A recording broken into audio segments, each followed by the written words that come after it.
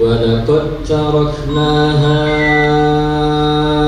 آية فهل من مدكر فكيف كان عذابي ونذر ولقد يسرنا القرآن للذكر فهل من مدكر. Yang nggak bisa, ada anak pingin orang tua nggak bisa, atau sebaliknya ya.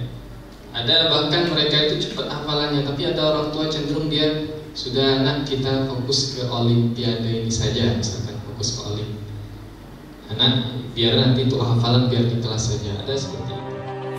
Inna nahnu nazzalna dzikra wa inna lahu lahafidun.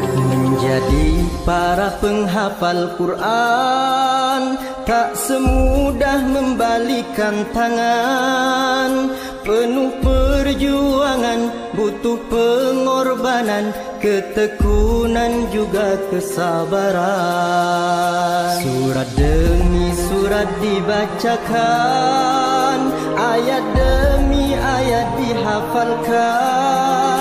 Tidak pernah bosan untuk melafalkan, 30 juz pun dihafalkan.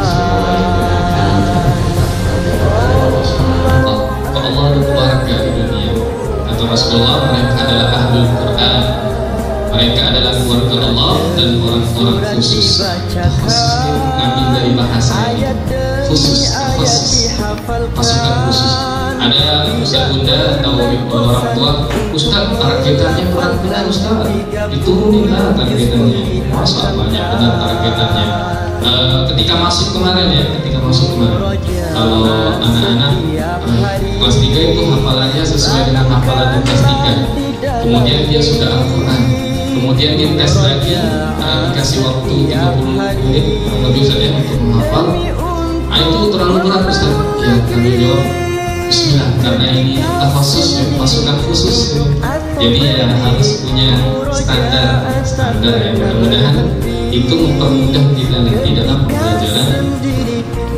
Syafaat yang kita impikan ya, barang siapa membaca Al-Quran dan menghafalnya, lalu menghalalkan apa yang dihalalkan, mengharamkan apa yang diharamkan, maka Allah Ta'ala akan memasukkan ke dalam surga, dan Allah menjaminnya untuk memberi syafaat kepada 10 orang keluarganya.